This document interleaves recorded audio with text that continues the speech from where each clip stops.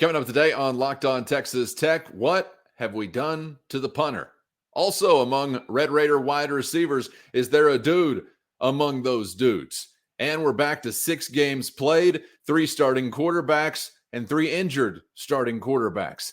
Now what?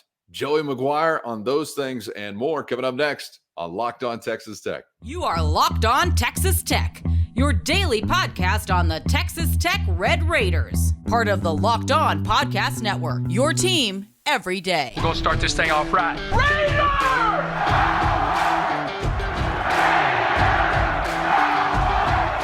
Everything runs through Lubbock. Be back with you again on Locked On Texas Tech, where it's your team every day on the Locked On Podcast Network.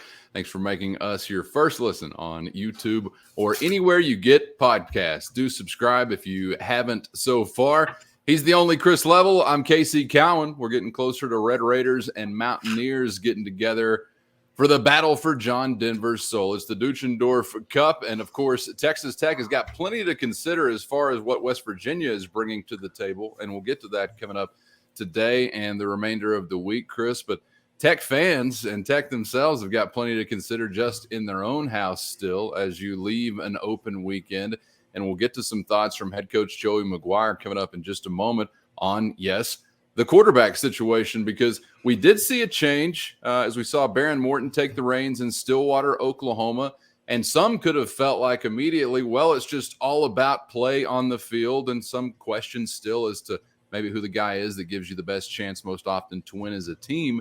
But if you're just thinking that, you're also kind of forgetting about the injury aspect of this conversation as well, aren't you? Because it really sounds like, as we'll hear from Coach Maguire in just a moment, a few days off, open week, not being hit, etc. Maybe did some good for Donovan Smith as far as the injury that he's been dealing with for a while. The whole thing gives me a headache, man. What about our injuries? Yeah, that's right. Yeah, that's right. That's right. That's right.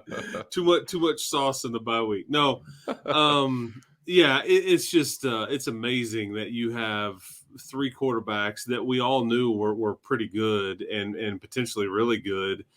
They're all somewhat similar, yet somewhat different in what they are good at and all that stuff. And then all 3 at some level are currently or were compromised via the injury bug. And it's just like, you got to be kidding me, man. I mean, what school has had to go through this in the last decade more so than Texas Tech? And so when everybody freaks out because their quarterback is injured or whatever program you're talking about, I'm like, man, you're not getting any sympathy from me, man. Sorry. I hate that. Sports, deal with it. But yeah, I think the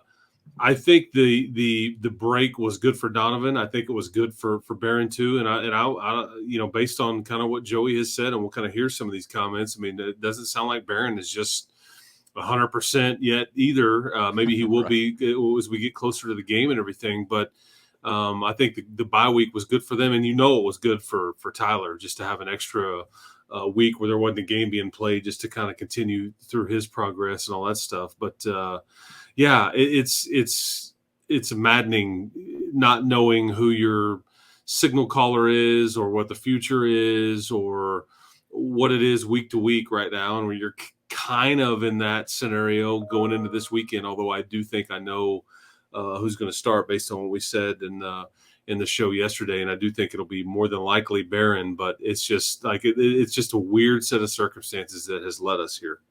Yeah, Tyler Shuck won't factor so heavily into that conversation here this week as he might in weeks to come. And Coach Maguire touched on the other 2, those available in Behren Morton and Donovan Smith, and the health status of both, as Chris said. And I like this. They were compromised heading into the open. Yesterday, I thought Donovan was as healthy as he's been. Looked really good. Felt great. Had great energy. It was good to see Behren out there. We were kind of back and forth if we were going to let him, take a day, another day, off and watch. But he wanted to go through the ball really well. We went 7-on-7. And it was full speed except for, contact, of course, since we weren't in pads. And, man, he looked good, threw the ball well, got out of the pocket and was able to move. So I really feel good about saying that, we're going to have both of them available. And they're in a really good frame of mind. I think it was, for all three of them, the bye week was good, but I think for Donovan, it was probably watching him yesterday was probably the best of him, just having no contact whatsoever for 5 days. He came out and his arm was really, really live. So excited to see both of them out there. And that's where, like Donovan's game, and again, especially in the red zone, I mean, there's been a couple of plays where he gets close to the end zone where, I mean, he just barrels it through, and his body probably is, the injuries aside, because he's dealing with a knee and a shoulder, but I mean, he kind of initiates some of that contact too. And I'm guessing that, mentally, physically, all the above, it was probably good for him to just kind of take a few days and get away from this. And then obviously Barron with his ankle issue, certainly good, but I do think both guys are available and can play this weekend. But I do think it's the same depth chart as you go into the Oklahoma State game that will be for West Virginia. But it's just, isn't it crazy though? I mean, like the fact that you're halfway through the season and all three guys have started game. I mean, because I think we're all sitting there before the season. And it's like, okay, yeah, we know about all three guys are good and available, and we're going to maybe try to play these guys. But it's crazy that all three have started. All three have played. You feel like you have a kind of a semi-book on all three and kind of what they can do, what they're good at, what they're maybe not as good at, and all that. But it's just wild to me, because I just never thought you would actually see it play out this way, even though it was nice to have all the depth and all that. Because traditionally, people remember back in the Mike Leach days, man, there was that stretch where you had the same guys starting every game throughout, and you're just like, okay, next year it's his turn, next year it's his turn, next year it's his turn, and you just never really had any of these issues. And then it's just like, since that ended, it's like, geez, you can't keep a guy healthy, and it's the nature of the sport too, because everybody's running and part of that too. But those offensive lines were really good and all that. But it's just, I don't know, it's weird to try to process all of that, Casey, and that we've actually, in 6 games, we've seen all three guys start games, and not Barron hasn't started more than one, but all the other two have. And it's just, I don't know. It's just bizarre. Although I say that Tyler hasn't. He got dinged up in the first one. Excuse me. He started multiple games last year. Yeah. So many things there I'm trying to remember to touch on. Exactly. It's just. But yeah, I was going to go where you went at the end of that. This is what we're paying for from the Mike Leach years. We're spoiled like children with healthy quarterback after healthy quarterback. So I've had to pay for that for a decade plus. I was also going to say that I think a tackle on Donovan Smith is like a foul on Shaquille O'Neal. Because of his size, maybe as fans, we don't measure all of those hits he's taken like you would with the smaller guy. So we kind of don't add all those up, maybe in the way that they're adding up, obviously, for Donovan Smith. And I also wanted to touch on the fact that Joey Maguire, I thought it was kind of interesting, and maybe it was just off the cuff, because I like that Coach Maguire gets at the table and just is chewing the cud with us. I really think he is. I think he enjoys the conversation. So I'm not taking everything he says as like, oh, fact check this, fact check that. I know some dorks out there will in the media.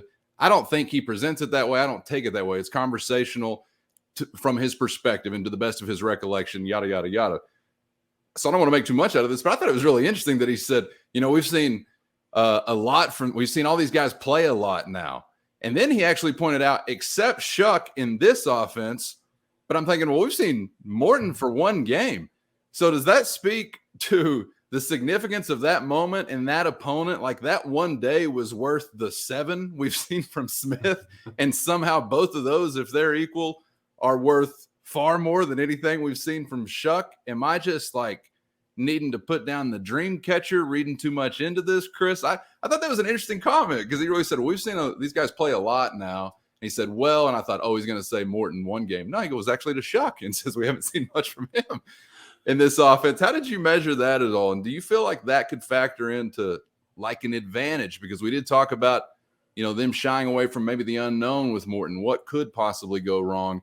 Until now, we saw him in live fire on the road against a top 10 opponent. I know they lost more recently, but I wonder, does that really like add up to the same size cup of I guess measurables, or what we've seen in game that Donovan Smith's given us through about a half season's worth of action?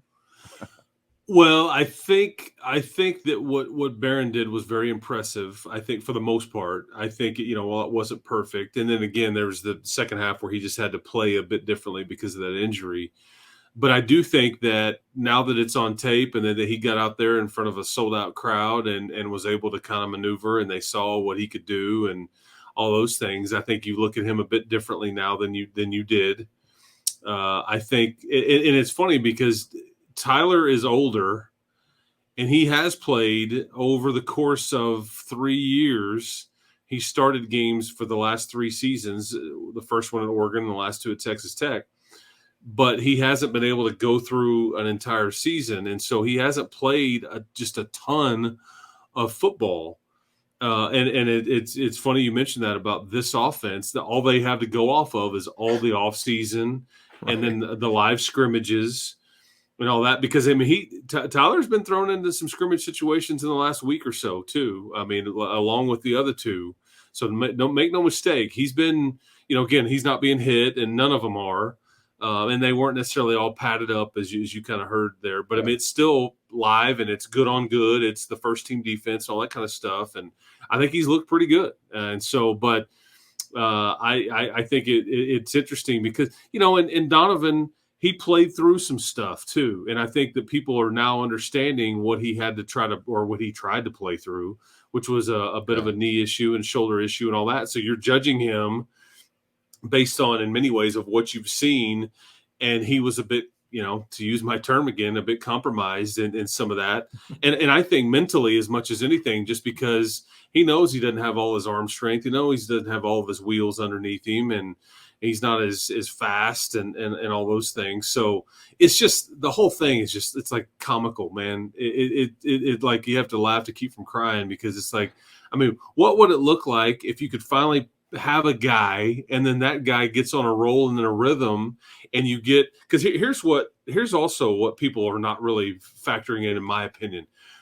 You get better as the season goes along, because your OC and your QB, they start to kind of get into a rhythm and a play calling, and like you start to kind of build a rapport with each other on kind of what works, what doesn't. Here's what we do here. And there's some communication and chemistry and all that. You just haven't been allowed to have any of that. I mean, you just haven't, just based on the circumstances. So you're having to try to start over again with somebody new. And so, because the middles of the week are so much better when you're in a rhythm on building the what plays we want to run, because it's like, hey, I know he likes this. I know he's good at that.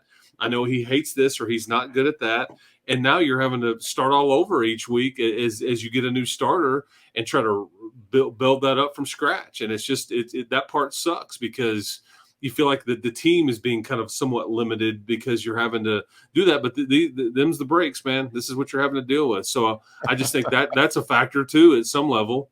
There's no question. And I remember specifically maybe 2 weeks ago or so talking about stunted chemistry as far as the quarterback. And we discussed specifically the fact that, there are chemistry pathways, so to speak, for certain positional groups. A quarterback and an offensive line, a quarterback and a wide receiver, a quarterback and a running back. And then some may be a little bit more disconnected, like running back, wide receiver, as an example. Point being, the quarterback touches them all, and they all have to go off of feel to a degree as you get later in the season with that quarterback, running back, wide receiver, his offensive lineman. And yeah, we didn't mention the play caller, but how about the chemistry you're going to develop and the synergy there? And you're absolutely right. It just stunts that progress so much further into the season if you ever even get, kind of the wheels turning on that. So yeah, much like with an offensive line or anywhere else, but particularly this spot, the same guy in consecutive weeks for more than a month would be a really nice thing. And I don't know what we did as a fan base to deserve this, but I really do think about so often, Chris, how much I took for granted as a Tech fan, just not only healthy quarterbacks, but productive quarterbacks. You're just rolling through. And boy, the last decade and a few years have been quite the lesson in humility, personally speaking. I mean, remember it was plug and play. It was plug and play for a decade, A little bit more? Yeah, I mean, in that senior stretch where it was like, okay, well, it's Cumbie's year now. Now it's Cody Hodges' year. Then it's Graham Harrell's year. And then it was Cliff's before that. And then and BJ Simmons is in there. And you just kind of were just like, this is what you did. It was like a birthright. Like whenever it's this guy's turn, he's going to wait. He's not going to enter the portal. It's going to be his year or years. True. And, and we just. Well, and your O-line comment, I think, is on the money, too. Some pretty good groups rolling through. No doubt. That time period. Absolutely. Yeah, Not absolutely. many during the previous decade, hopefully building towards something closer to that under Stephen Hamby now. But either way, as Chris has alluded to use industry terminology and jargon, them's is the breaks. That's the way ball go. I don't know. Now I'm getting off into some Ron Washington. Yeah, I'm my man Wash. Crossing up my sports wisdom. Hey, it applies everywhere, right? Okay, we'll continue with Red Raider football, of course, coming up dead ahead. I want to talk about some of those guys on the receiving end, aforementioned group of wide receivers, as Joey Maguire spoke about some of that depth that has gotten them through so far as a not-so-healthy group, but maybe returning a little bit closer to that, as we spoke about on yesterday's show, and we'll hear from Coach Maguire as we look to some of those pass catchers that'll be in red and black, taking on West Virginia coming up this weekend. But first, it's back to cash in your pocket. We're all voting yes for that, right? Well, and that makes Upside a no-brainer. If you're in that column, cash back right now at the gas pump, at restaurants, at the grocery store. You're probably thinking it's too good to be true, but let me tell you, that's not the case. And you can get started right now by downloading the free Upside app and use our promo code LOCKED. That's LOCKED. Use the promo code LOCKED and get $5 or more cash back on your first purchase of $10 or more. Upside users earning more than $1 million every week. That's probably why they've got a 4.8 star rating on the App Store. So download the free Upside app and use the promo code LOCKED right now to get $5 or more cash back on your first purchase of $10 or more using promo code LOCKED. Get cash back now with Upside. Also, our friends at Jay's Salsa Company shipping out that great taste, that Red Raider family recipe all over the nation. I think the latest report in, Chris, did I hear correctly, from Pennsylvania? Shout out to Pennsylvania. What up? Yes. We have orders. We have orders coming in from Pennsylvania. How about that? That's awesome. And that's exactly, I mean, that's really the least that Pennsylvania could do this week after Sunday Night Football for a Cowboys fan. So come on, Pennsylvania. Let's go. Show up with some more Jay's Salsa, because a lot of us out in these parts had to take it on the chin, a little humbling on Sunday night. Cooper Crutch. I don't even know what to roll with at this point in time. That's another conversation, though. I was consoling myself with some Jay's Salsa after that one.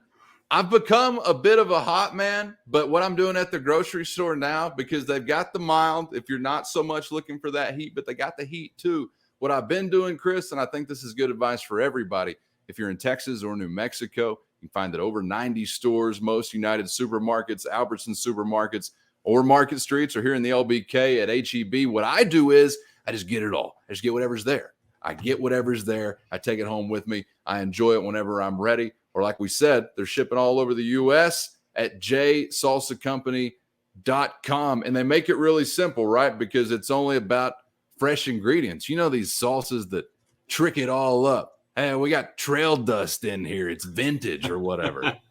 Give me a break. Not Jay's Salsa, right? 20 years in the making, this family recipe. And if it's too hot, you can also mix some mild in there or the medium in there, and you can kind of cocktail it. I mean, so That's you can suicide. You can do that. Yeah, there you go. It's like a happy medium too. So don't be shy about putting them together. But jsalsacompany.com. They're great. That's people, right. Great family, Red Raiders, and again, seriously, Tennessee, Pennsylvania. I mean, all parts, man, have been listening to us here and been paying attention to these ads and this product. They will ship it wherever, or you can just buy it here locally, man, in Lubbock and Texas, and obviously New Mexico, Albertsons, HEB, and United, man. So you don't have to be just in Lubbock. You can get it all over, shipped all over, and go check them out, man. It's really good stuff. Pops right there on the shelf, easy to find in that classic red and black jar. So get to it if you can locally, over 90 stores in Texas or New Mexico, as we said, or online right now at jsalsacompany.com.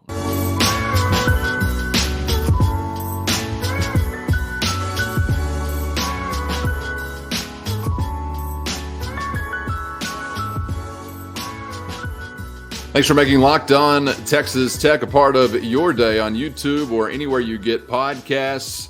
Thanks to those who are subscribed now, and appreciate those who are making that move towards a subscription, because we're making the move, Chris, towards 50% subscribed, 50% unsubscribed viewers on YouTube. We're chopping 10% of that wood. We were kicking at about 64, 65 when we started out.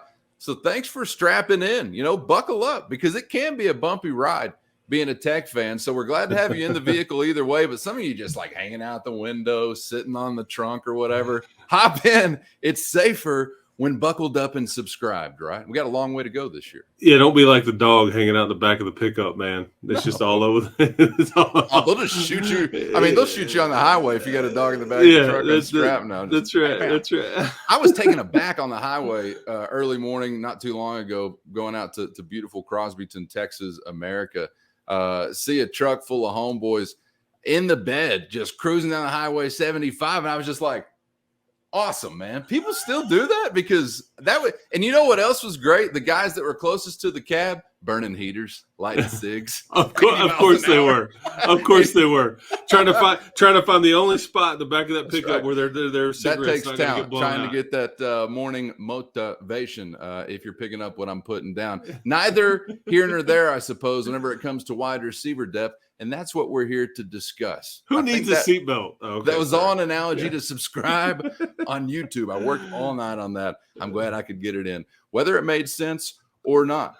Let's get to head coach Joey Maguire once again, because as you touched on yesterday's show, kind of excited to maybe see a group of wide receivers that, features more than a handful of guys on any given day within a football game, but particularly leaders like Miles Price, among some other productive guys, maybe feeling a little bit better as we get closer to Saturday and that 2:00 kickoff against West Virginia. You've had some thin times, and Coach Maguire did speak about some of the wide receiver depth and what it's meant to his team when some guys have been on the shelf. Huge. I was talking to Kitley yesterday, and probably besides Miles, we rotate so much that you really don't have like that one guy that maybe, or two guys that some of the teams that we play have. But whenever at the end of the year, when you put, the guys together, they're going to equal out that. I mean, whenever you put what Bradley's done, that's another person, man, somebody looked good.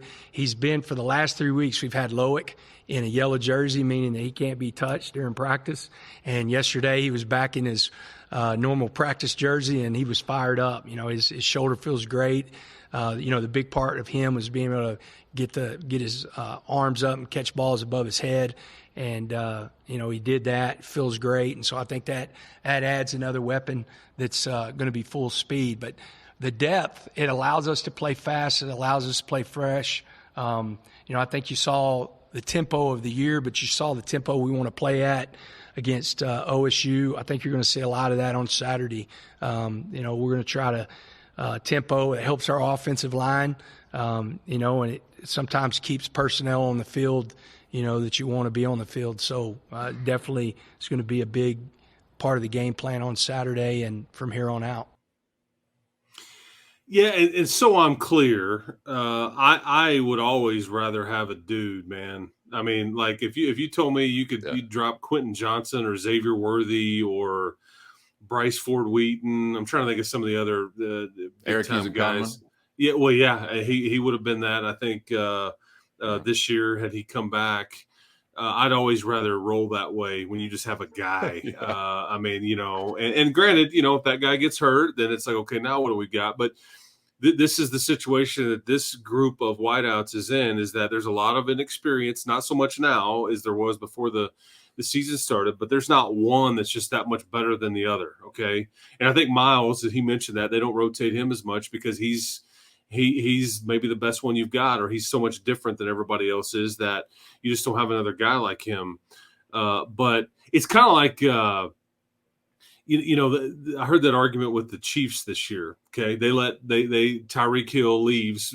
Pat Mahomes. They replaced Tyreek Hill with a couple of free agents, and the thought is, well, now you've got this quarterback that can spread it around. Nobody can focus on what you're doing here, and that's kind of the same premise here. However, your quarterback isn't Pat Mahomes. Okay. Well, and only one guy still gets the ball each play. Okay. Right. The 3 wide receivers don't hold it together. Right. Yeah. Right. But I do think I don't know if you'll have Miles Price back this week. I think that's a possibility, but I don't think that's a guarantee. But I do think that the bye week was really good for Lubbock. Okay. And I think he's looked pretty good when he's been healthy. He's just dealing with a couple of different shoulder ailments. One was in the past, another one was semi-new, but I think he's maybe on the right side of that now. And then JJ Sparkman missed the last game, and I think he's a possibility for this weekend too. But it's Jerron Bradley is a guy though that I'm ready for him to kind of start being a consistent force. Yes, and I say force in that I want other teams to have to focus on where he's at. I'm ready for him to take a next step and be consistent, because we've seen it in spurts. It's just that when you take the next step though is whenever it's game to game, when they know where the ball's going, they can't really do anything about it. But that's part of the lack of QB chemistry and him being a young player, and there's a lot that's factored into that's kind of kept you from that. But and then we talked about on yesterday's show, Coy Aiken, is a guy that I'm ready to kind of see him start to get involved. And I'm not expecting too much or anything like that. I mean, he may not even catch a pass, but I'm ready to see kind of what him start to work his way into the mix too, because I think if he'll do that, then I think they'll play him quite a bit and his role will grow. If it doesn't happen initially, I could see where they go, you know what? He hasn't played yet. Let's only play him in 4 games so we can preserve his redshirt year. So I think that some of that will still be decided. But that's been just such a weird part of this offense too. And you knew this was going to be. We talked about it all August, and before the season goes, whenever we were doing these shows before the first game, that you just weren't real sure who was going to emerge and step up. And Trey Cleveland has a bit, but even we talked about him for midseason MVP. Hadn't gotten into the end zone. There's been some games where he just hadn't caught a pass. Other games where he's caught the one big ball every game. It feels like you're in this stretch now where he's done that. So I'm just looking for consistency is what I would say. Yeah, I agree. There's a lot to kind of parse from that Maguire comment, and I'm glad you touched on immediately out the gate. Hey, I'd rather just have a dude. Not that Maguire was saying, "Hey, we got this. It's great. Everybody wants that dude," but I don't want. I know sometimes fans try to console themselves by saying, well, man, we've thrown it to 13 guys or whatever. And it's so that's not some who cares? Do you not have 2 really good ones to keep throwing it to, or why? So it's not just some great thing to sit there and talk about, boy, all the guys that have made an impact. Well, maybe because you're just continuing to look for answers here or there. But you also touched on, guys that stand out or that are unique, like Miles Price is a unique dude among that group. Well, I think about other physical presences, and you mentioned both of them there in Bradley and Fungi, that I'm thinking, and the timelines are a little different, but still I'm thinking, all right, look, you want to be dudes because physically you look different to me. And I know that there are a lot of things you just can't teach, you just can't coach. And those are guys that to me possess some of those types of skills. So I shouldn't even call them skills, but maybe just some talents or whatever you want to call it. Because honestly, when I look at particularly Bradley, Chris, and I'm excited about what his future is going to be. And again, I know that timeline is a little bit different as compared to Fungi. But coming into this season, I was hoping that Bradley maybe would take some steps towards asserting himself as that guy that I'm not going to say he's a Conner or someone of that category, but is trending toward it. And maybe that progress has been a little delayed as we sit here, halfway through the year. And I think he just had his biggest, most consistently impactful day in Stillwater. But maybe he is trending in that direction after all. But am I missing other guys that physically have things that others just don't show up with? Is it Bradley, Fungi? Are there others in that category? No, I think you touched on it. And keep in mind with those 2 guys, those were big time recruits, man. I mean, those were 4-star type guys, man, that had plenty of places they could have gone. I mean, Lubbock Fungi was almost going to the University of Texas. I mean, so that's I mean, which is, and Jerron Bradley, I mean, he was a big time prospect. I mean, that was a big deal when you got him. And again, not that we're writing the book on them, but I think it's just at some point it's time, you need it. You need it. And so hopefully we're starting to get into that. And that's what this time of year is that's what it's about, because you start learning a lot about, your team and your kids and who's taking those next steps, or who's just kind of a guy, and we'll kind of find out. And again, injuries and, the QB continuity and all that stuff factors into this stuff. But, I guarantee you, if you win this game Saturday, you're going to be talking about one of these guys having a pretty good day, or a big day, and then we can go, okay, now we're starting to see, some consistency. If you lose, maybe we're back to like, man, everybody's just kind of you just ho hum, and all that. So, well, because go ahead. Go ahead. Well, I was just going to say, can I ask you, after 6 games for them as a group, given probably some fairly modest expectations, Ezekonma's gone, and you're kind of looking for a guy to maybe shift into something like that. Have they met expectations, even modest ones, or have they not performed up to what maybe you hoped or expected through 6 games? How do you grade that group? Well, if you were going to exceed expectations, then I would have said what that was going to require in my mind was that somebody had emerged. Like you had somebody come on the scene. It's like, okay, we got something now. Now look out, and that has not happened. Right. Okay. I think that we knew Miles Price was going to be good, and he has been, and now he's again dinged up and he's missed a game, and I hopefully he's back sooner than later. May play this week, we'll see. But I just don't know if you've seen enough yet to say anybody has emerged as a guy. Okay, I don't think you have. But I'm not disappointed in the group. I just think they've met modest expectations, if that's the way you want to phrase it. I think that's good. There's been a happy medium there. There's been, and part of this too is because, you've had Loic dealing with what he's been dealing with, and you had Sparkman now miss a game, Miles miss a game. I would have hoped that maybe somebody would maybe have I would have thought maybe we would have seen a bit more from Brady Boyd, if I'm being honest. And I think he's had a catch or two that's been fairly meaningful, but I was kind of hoping that he would kind of emerge and be more of in the picture here. I think Nehemiah Martinez and Xavier White, to a couple of guys, I think have shown flashes and shown you what they can do. So collectively, you're not bad there. You don't suck. In fact, I think you're pretty good. You just don't have an all conference type. And I think that's what we're wishing that you had. And again, we were spoiled around here for many, many years. I mean, I even go back to like the early, like maybe it was in that Tuberville era when you had guys like Darren Moore and people like that, and like the Eric Wards. I mean, it's not just going back to Hicks and Filani and all those guys, but I mean, and then Eric was kind of the latest, potentially good one. And I don't know if we never saw him play his best football here.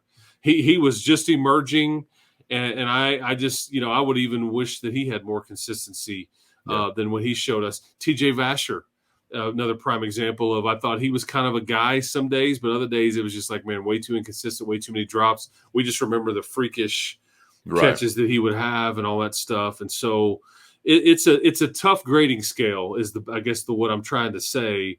But I'm ready for somebody to kind of step up and like go, you know what? I'm not using pencil. This is a pen. You're the starter, or you're the starters, right. And you're going to be, instead of just kind of like hitting it with numbers and depth. And this is what you have to deal with right now. And again, it's not a bad thing. This is just this is where you're at right now.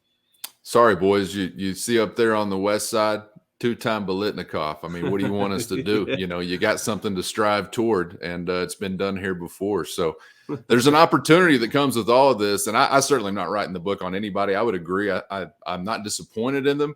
I knew that it was going to be very much a work in progress, tough sledding some days. I don't think your quarterback situations helped that at all, as it had progressed, at least up until last week in Stillwater. Would help it if Baron Morton continues to look like he did, particularly when he felt good that day, I think. But I do hope for a lot more, is maybe you're looking for some of the fruits in the second half of your first half labor, because we know that there's potential there. I am very excited that most recently Bradley was the guy that was really getting my attention because I think the profile wise, he needs to be that guy, Chris, if I had to kind of pinpoint one. And I think maybe you agree with that somewhat. So I'm glad that most recently we saw a pretty nice connection there, but we got to get back to it sooner rather than later because it seems like maybe you're going to have a quarterback, if you can keep number 2 upright, that could make a little more hay out of a productive group of pass catchers. So some of those days, like when you'd see Martinez or Xavier White, some of these guys flash, I'd think, all right, well, this is actually encouraging and kind of exciting, but who wants to stick around? Who wants to keep filling up the box score week to week, right? Yeah. We can't continue. You don't have to be so friendly and go through these rotations. You can do it every week. The last thing I'll say about it is I just hope that, because what I hear you saying is you've kind of, there's been this grind that you've kind of gone through, this process that you've gone through as everybody's gotten a chance and you're trying to figure it out and you've got a lot of depth and all that. At the end of the day, though, you just hope there's a payoff and that like people emerge from the process that you've gone through and that you have answers there. And if you don't, if we're sitting here, after that Thanksgiving weekend, after you've played Oklahoma and hopefully you're getting ready for a bowl game, if you have, if answers haven't emerged, they're gonna. I mean, in my opinion, they'll go find a portal guy. They'll go find like Kalen Geiger, and somebody to immediately come in and go, okay, we tried it, but we got to have somebody that can like step in and play right now and like be ready to go and all those things. And I'm not even sure if you don't need to go try to find that guy anyways in the portal if you can find him. Yeah, when's the trade deadline? Have we passed that already? Yeah, exactly. Can we sign Rasheed Wallace to a second half contract? We got plenty of 6th and 7th round picks we can dish out, man. Yeah, There's no doubt about that. Yes, I'm all about it. Listen, guys, we need a guy to fill this category. You can be a part of it if you're one of those amazing wide receivers. They've been here before. Nissan's thrilling moments. One of you could be featured in this in weeks to come if you step up next time out against West Virginia. Our friends at Nissan have worked with us to create a brand new segment across the Locked On College Network called Thrilling Moments, where we're highlighting the most exciting plays and memories from Red Raider football history. Open week last time around, Chris, so we're looking a little further back within this series, the Duchendorf Cup, the battle for John Denver's soul. Once upon a time, it was a top 5 ranked West Virginia team coming to town. It was the Skullet bringing a Heisman candidate quarterback in Geno Smith. And it was a windy day in West Texas as the Red Raiders were all over West Virginia. Dare I call it maybe one of only 2 peaks in the Tommy Tuberville era, the rest valleys. It was Norman, Oklahoma, and it was that day in Lubbock, Texas.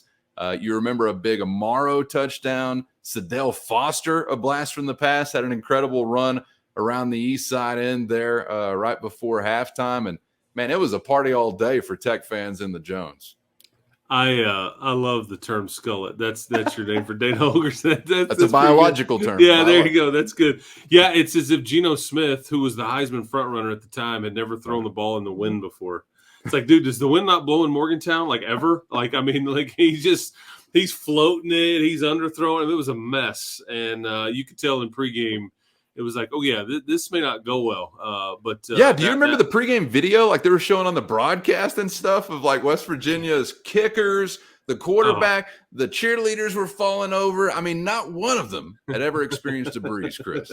And Dana, of all people, he was well aware of how you get a brisk, windy day in this lovely city that we live in.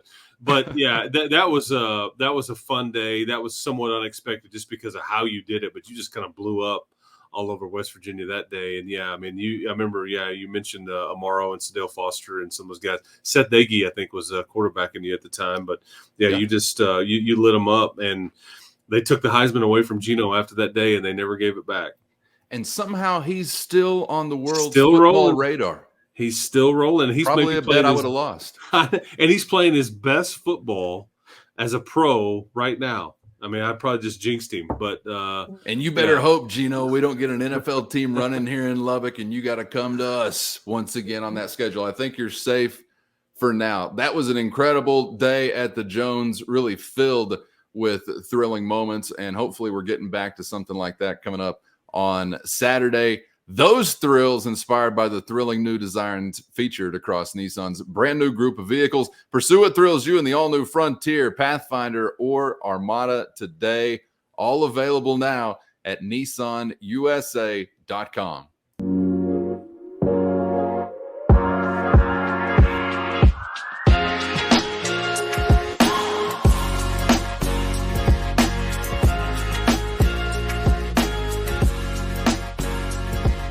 Glad to have you along for the ride on Locked On Texas Tech, your team every day on the Locked On Podcast Network. Subscribe on YouTube or anywhere you get your podcasts. New episodes each weekday with Chris Level.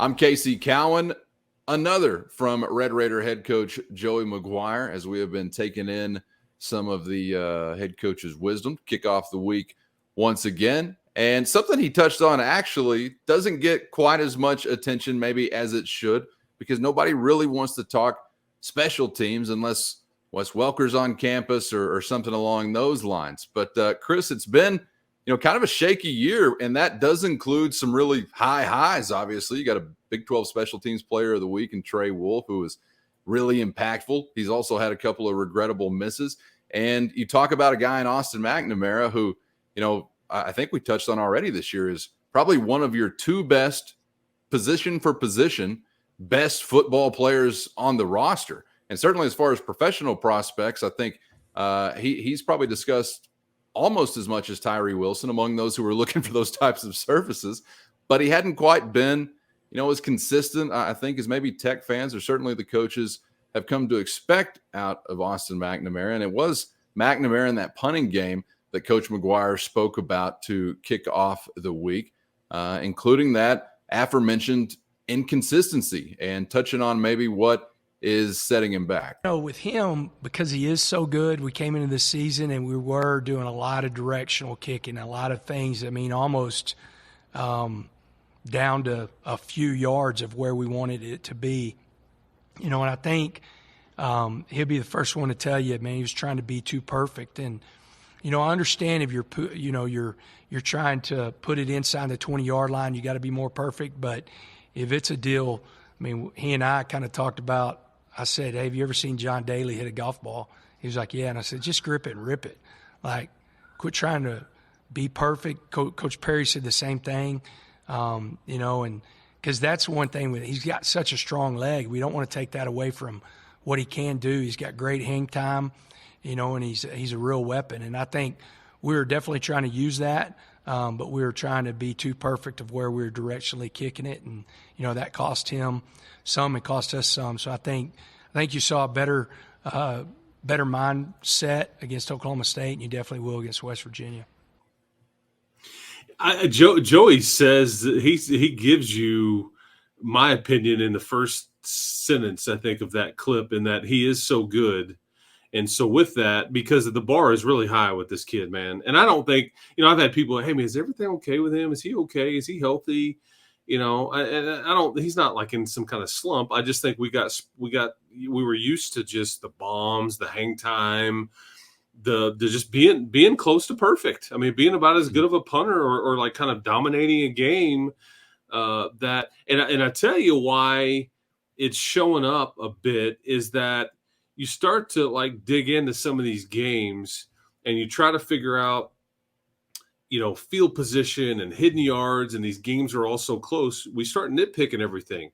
And there are some hidden yards there that I think that before you were maybe getting some of those and you're not getting as many now. So people are kind of looking at it going, man, it landed on the right inside the end zone by a yard, or he didn't get all of that one. He hadn't kicked it probably as well as he's wanted to, but I just was looking it up just to make sure. He's still averaging 43 yards a punt.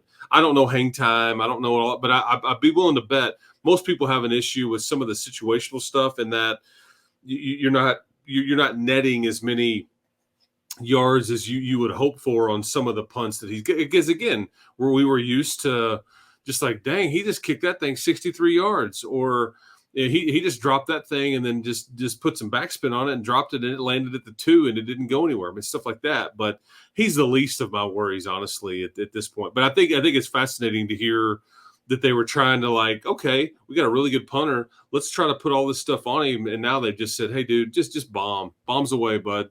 You know, and he's got the drop kick where he's got to put the backspin on. He's got all those tools in his tool bag, and he can use all that stuff. But I think now they just kind of said, hey, man, quit trying to like angle it or whatever. Just bombs away, man. Kick it high, kick it far. We'll live with the results. And I bet you'll end up liking the results too. Because you haven't been burned by anybody, kick, with the punt return or anything like that. It's just that I think, again, we were used to, he was maximizing his opportunities and like getting you all those hidden yards or it was equals the fair catch and things like that. So, but he's the least of my worries right now as far as like things that you need to be vastly improved over the last 6 games. Well, somebody needs to be dropping John Daly's damn CD into his box if they aren't already.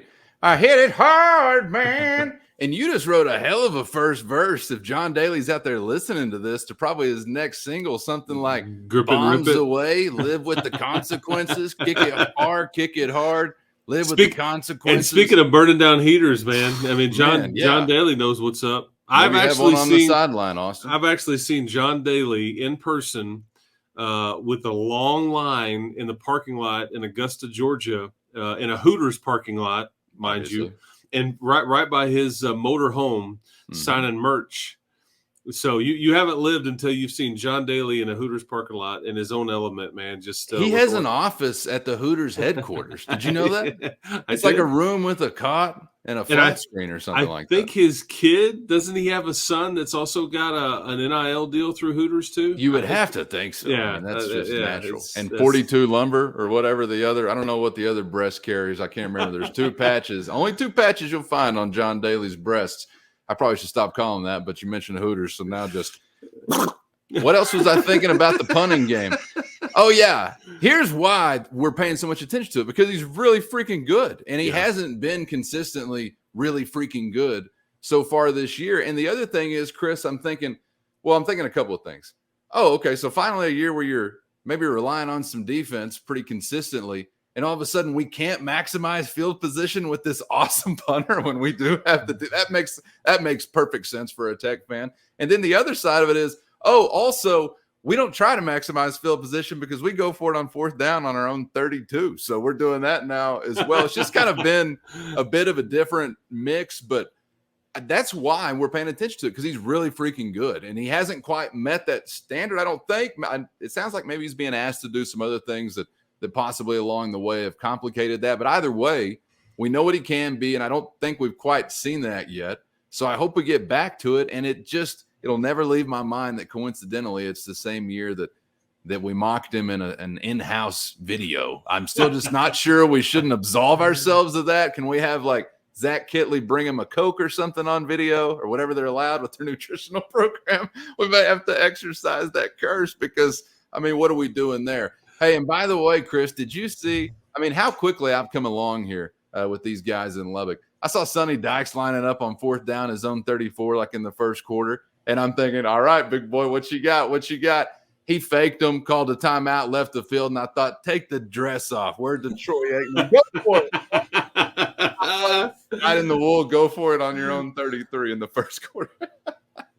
Soft. I don't know what's happened to me. Yeah, anything less is soft, right? Yeah. But we want to maximize all phases because it's going to take all phases to have some type of season, that probably exceeds expectations. And defensively, you're doing some really good stuff. I hope offensively you can pick it up.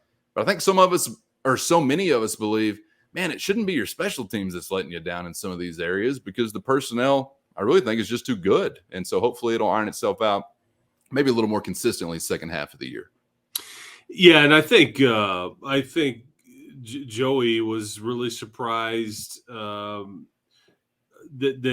his specialists haven't been, closer to perfect just because of how well they looked in the entire offseason and in August and all that stuff. But, again, I just think you've got other issues more so than Austin McNamara. Yeah. But not that he's not quite been what we had seen, but it hasn't been bad or anything like that. It's just, Sure. and I think, but that's where these games are all close, man. And like you're in these 1 or 2 possession games, and these games are going down to the wire, and you're playing really good teams. So everything has got a microscope on it, on like kind of where the game, turn. And I would just say before we get out of here, you don't have to win the special teams battle. Okay. Like overall in some of these games to win these games, you just can't lose it. And I felt like against Oklahoma State, they were just better than you in that aspect overall. Well, again, you missed a field goal. Trey Wolf, it hit the upright. I mean, maybe Austin didn't punt it as well, but some of the decisions on when to return, when not to return, and onside kick thing. I mean, the onside kick thing, and that was perfectly executed. Yeah, I guess that was perfectly just executed. Unfortunately, Oklahoma State was more perfect than you were on it because they coached them to wave the fair catch signal, and so your execution was just trumped by theirs. So, yeah. But again, not necessarily that's why you lost it. It's just that they were a bit better, and so does that tilt the game a little bit? Probably. You look at average starting field position, all that stuff. I mean, that stuff matters when you add it up when you're playing against a really good team in front of a big house and sold out crowd like that. So we'll see how it goes, but I'm kind of anxious to see kind of if some of that stuff starts to settle in too. Yeah, there's some talent there, so hopefully with some time it will begin to settle in a little further, just like our songwriting careers, because it sounds like we got a great verse out the gates here. We're getting close to putting together. Mason Server, Blaze, any of the other Gen Line boys out there or aspiring songwriters, you want to get together with Locked On Texas Tech and maybe put one together, we'll cut you in on it, man. Give us an ampersand, something like that. We'll cut you in on it because, hey, John Daly, too. I don't know if he's writing his own stuff, but if you're out there and you hear this, you'd love that one. Bombs away, hit it far, hit it hard. Damn the consequence. Yeah, we need a little work, as you can tell, but we got the brain power, right? And I would just say my one issue with John Daly is where he went to college, because you know what? Yeah. Screw you, Arkansas. I'm not picking you anymore. Will I fulfill my promise to not include them anymore on Locked On Texas Tech Against the Spread? Stay tuned this week to find out, and hang around here on the Locked On Podcast Network for Locked On Big 12. Make it your second listen after Locked On Texas Tech each weekday with our guy Josh Neighbors, and we are back at it coming up tomorrow on YouTube or anywhere you get your podcast, right here on Locked On Texas Tech. Enjoyed it as always, Chris. Let's crank some John Daly on the way home. Have a cold one, my man. Thanks for the time. Appreciate it, Mr. Cowan. Keep hope alive, people, and glad we're back at it, man. Here, we're rolling now. Yeah, and seriously, John Daly, anybody out there, you can change a word or two, and I'll give it half to you. Yeah, that's how it works out. For Chris Level, I'm Casey Cowan. Thanks for joining us once again on Locked On Texas Tech.